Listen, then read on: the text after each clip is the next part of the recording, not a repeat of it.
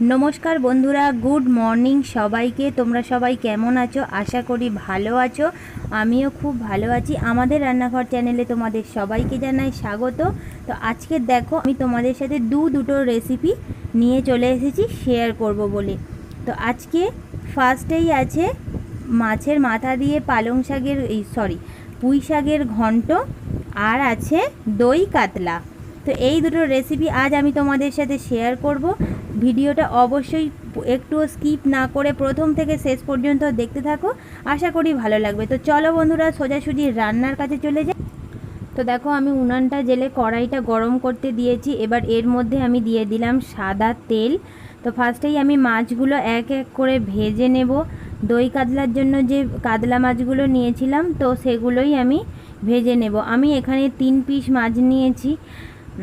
তোমরা চাইলে মাছের পরিমাণটিও নিতে পারো তোমাদের ফ্যামিলি মেম্বার হিসেবে। তো চলো আমি এই মাছগুলোকে আগে খুব কড়া করে ভালোভাবে ভেজে নেব। একটু সময় নিয়ে ভালো করে কড়া করে ভেজে নেব মাছগুলোকে।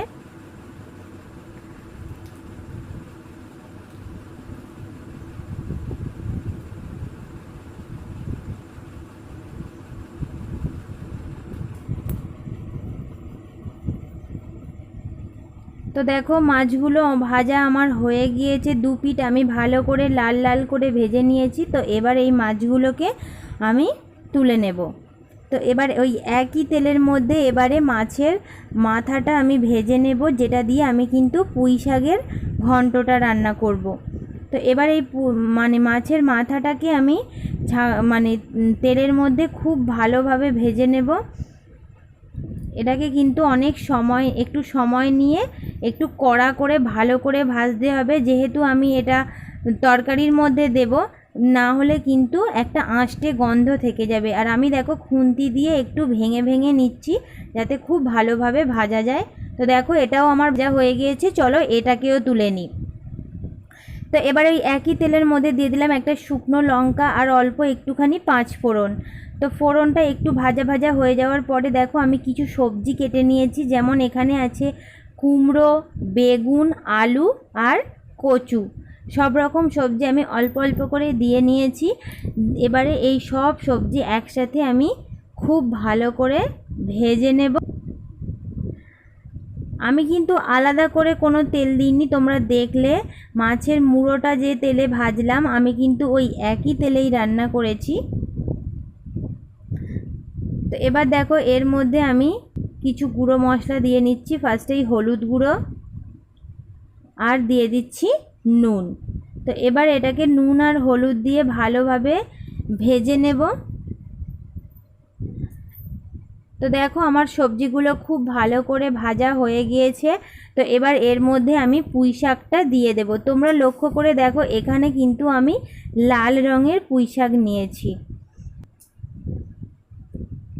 এই লাল রঙের পুঁই শাকটা খেতে কিন্তু একটু অন্যরকম লাগে, কিন্তু দারুণ টেস্টি। তোমরা অবশ্যই বাড়িতে বানিয়ে এরকমভাবে খেয়ে দেখো, আশা করি তোমাদেরও ভীষণ ভালো লাগবে। তো এবার এটাকে দিয়ে আমি খানিকক্ষণের জন্য চাপা দিয়ে দেব। তো দেখো একবার আমি এটাকে নেড়ে দিই। তোমরা দেখতেই পাচ্ছ কতটা জল বেরিয়েছে শাক থেকে। আমি কিন্তু আলাদা করে কোনো রকম জল এর মধ্যে দিইনি, শাকের জলেই কিন্তু এটা কিন্তু চাপা দিয়ে দিয়ে সেদ্ধ হয়ে যাবে। তো এবার এর মধ্যে আমি যে মাছের মুড়োটা ভেজে রেখেছিলাম তো সেটাই এবারে দিয়ে দিলাম এর মধ্যে। তো এটাকে আমি আরও কিছুক্ষণের জন্য চাপা দিয়ে দিচ্ছি। এভাবেই চাপা দিয়ে দিয়ে এটাকে আমার সেদ্ধ হয়ে যাবে, ওই রসটাও শুকিয়ে যাবে আর সবজিগুলোও খুব ভালোভাবে কিন্তু সেদ্ধ হয়ে যাবে। আলাদা করে কিন্তু আমি কোনো জল অ্যাড করিনি। তোমরা দেখো আমি কথা বলতে বলতেই কিন্তু সবজিগুলো সমস্ত সেদ্ধ হয়ে গিয়েছে। খুন্তির সাহায্যেই আমি খুব ভালো করে করে দিচ্ছি।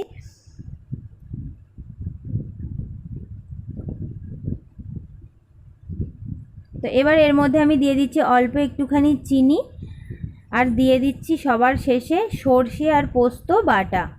তো এই পোস্তটা বাটা দিয়ে আমি প্রায় 1 মিনিটের মতো একটুখানি এটাকে ফুটিয়ে নেব, নেড়ে চেড়ে নিয়ে তারপরে এটাকে আমি নামিয়ে নেব।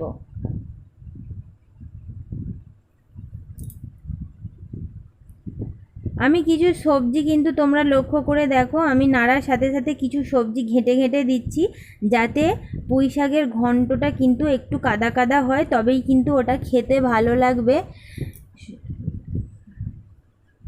তো দেখো আমার পুঁই শাকের ঘন্টটা কিন্তু একেবারেই রেডি। তো ওটাকে ঢেলে নিয়েছি। তো দেখো আমি আবার কড়াইটা বসিয়ে তেল দিয়ে দিচ্ছি একটা শুকনো লঙ্কা, আর দিয়ে দিচ্ছি পেঁয়াজ কুচি আর টমেটো কুচি। তো এবার এই পেঁয়াজ আর টমেটোটা একসাথে খুব ভালো করে ভাজা ভাজা করে নেব। এবার এর মধ্যে দিয়ে দিচ্ছি দেখো আদা আর রসুন আমি একসাথে বেটে রেখেছিলাম, তো একসাথে ওটাই এর মধ্যে দিয়ে দিলাম।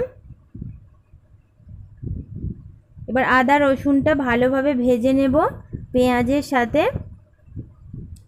তো দেখো এবার এর মধ্যে দিয়ে দিচ্ছি হলুদের গুঁড়ো, নুন, আর দিয়ে দিচ্ছি লঙ্কার গুঁড়ো, আর অল্প একটু চিনি দিয়ে এবারে সমস্ত গুঁড়ো মশলা ভালোভাবে মশলার সাথে কষিয়ে নেব।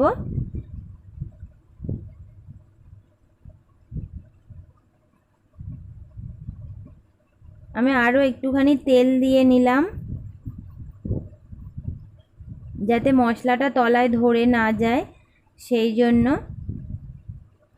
তো এবারে এই সমস্ত মশলাগুলো আমি আরও 2 থেকে 3 মিনিট কষিয়ে নেব। এবার আমি সামান্য একটুখানি মশলা ধোয়া জলটা দিয়ে দিলাম দেখো। তো এবার এর মধ্যে আমি দিয়ে দিচ্ছি ফ্যাটানো টক দই। আমি এখানে 2 চামচ টক দই একটুখানি জল দিয়ে ফেটিয়ে নিয়েছি। তো এবারে এটা এর মধ্যে দিয়ে একটুখানি ফুটিয়ে নেব।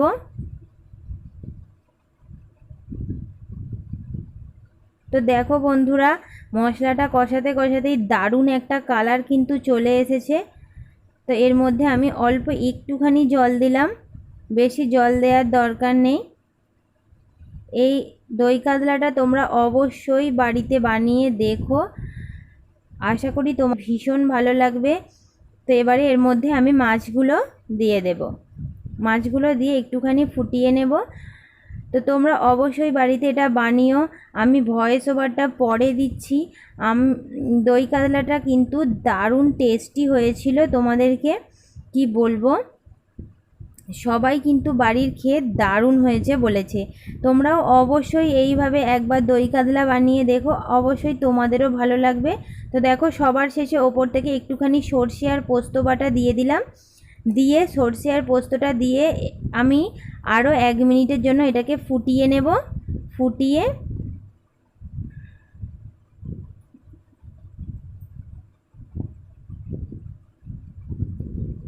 তো দেখো আমার মানে এর রসটা কিন্তু অনেকটাই শুকিয়ে গিয়েছে। এবার চলো এটাকে ঢেলে নিই। তো দেখো বন্ধুরা, আমার দুটো রেসিপি কিন্তু একেবারেই রেডি, একেবারেই গরম গরম ভাতের সাথে সার্ভ করার জন্য একেবারে রেডি। দেখো এদিকে আছে পুঁই শাকের ঘন্ট, আর এদিকে আছে দই কাতলা। তো আজকের রেসিপি দুটো তোমাদের কেমন লেগেছে অবশ্যই আমাকে কমেন্ট করে জানিও। আর যদি ভালো লেগে থাকে তাহলে অবশ্যই আমার ভিডিওতে একটা লাইক কমেন্ট শেয়ার করে দিও। আর আমার চ্যানেলটাকে অবশ্যই সাবস্ক্রাইব করে পাশে থাকা বেল আইকনটিটাকে ক্লিক করে দিও, যাতে আমার চ্যানেলের সমস্ত নোটিফিকেশান তোমাদের কাছে পৌঁছে যায়। তো আজকের ভিডিওটা এই পর্যন্তই রাখছি বন্ধুরা, ফিরে আসছি আরও একটা নিত্য নতুন রেসিপি নিয়ে। ততক্ষণের জন্য তোমরা সবাই ভালো থেকো, সুস্থ থেকো, সাবধানে থেকো। তো নমস্কার।